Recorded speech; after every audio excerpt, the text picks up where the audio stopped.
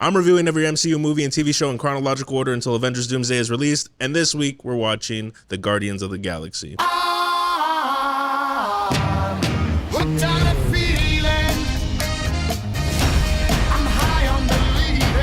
Whew. Let me tell you why Guardians of the Galaxy shouldn't have worked. So listen, we're entering brand new territory here. You know, this is the first Marvel movie where we're really jumping in with brand new characters, brand new locations, and it's just introducing us into the true vastness of this MCU, the Marvel Cinematic Universe. Now let me tell you what worked for me in this movie. Chris Pratt did an amazing job as Peter Quill. He made a space outlaw somehow still feel human. You know, the humor was great. It wasn't too over the top. It felt like it was, you know, just kind of a mix of a real person's humor, which is probably Chris Pratt's, and it was still fresh at the time. It wasn't like he was overdoing it or trying to pull like a Ryan Reynolds with Deadpool type of deal. It was, you know, that's Peter and he has that sense of humor. And his story overall was just very well written. Zoe Saldana was really great as Gamora. I think that this was a great step for the MCU as a whole with giving us a character that is female, yeah, but she's a badass. You know, her character was nothing short of, you know, the male characters in this movie. You know, she just felt as much a part of the team.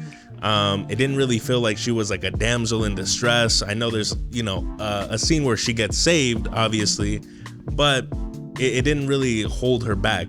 You know, she saved, it's kind of like with this group, they save each other type of shit. And it's just nice to have a good female character besides Black Widow.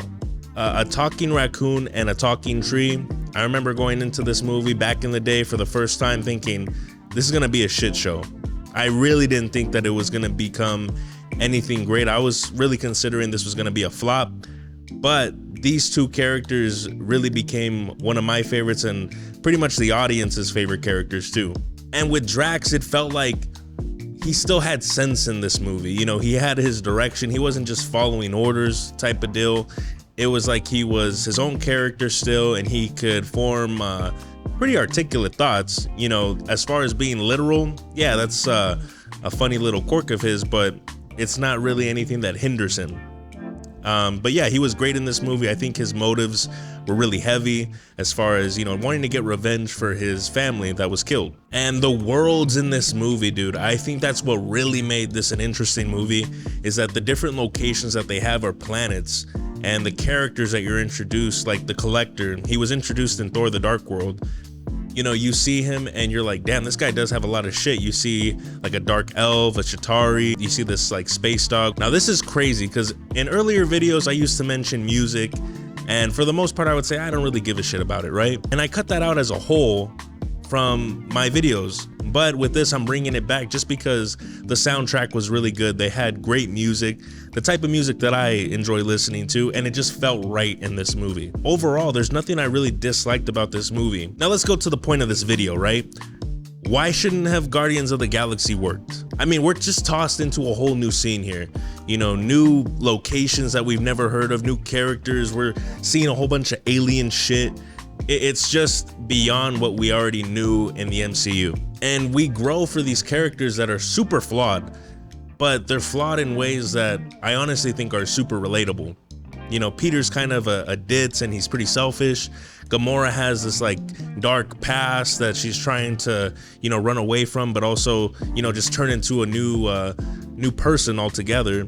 With Rocket and Groot, I mean, they're people with, you know, tortured past, it seems like, that are really just surviving. And with Drax, he has that emotional baggage of, you know, his family that got killed. And so bringing these characters together to form a team just doesn't feel right. It's something that really sounds like it only works in a comic book. And that's why I said, going into this movie as, you know, a teenager when I watched it, I just remember thinking there's no way that they're gonna land this plane. This is gonna suck. But, you know, I had a tradition of going to see these movies, and when I saw it, I was like, damn, this is one of the best Marvel movies that they ever came out with. You know, there's so much originality and personality in this, you can't help but love it. I don't know how James Gunn did it, but he did pull it off. And I'm talking to someone that's not the biggest fan of James Gunn and some of his movies, but this is definitely a classic. Now, last but not least, where do I rank Guardians of the Galaxy in the MCU?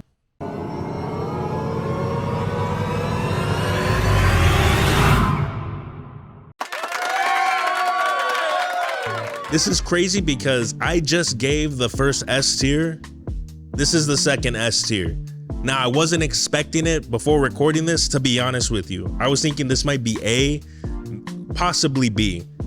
I wasn't thinking S tier at all. But watching this, the emotions that you get from it, these new characters, this whole thing that we're introduced to, it's something special. Hey guys, thanks for watching this video, and if you enjoyed it, please leave a like, and if you want more Marvel reviews like this one, go ahead and subscribe to the channel. And hey, what do you guys think of Guardians of the Galaxy? Is this an S tier? Am I right on this one? Or should I have ranked it a little bit lower? Let me know in the comments. We'll see you guys on the next one.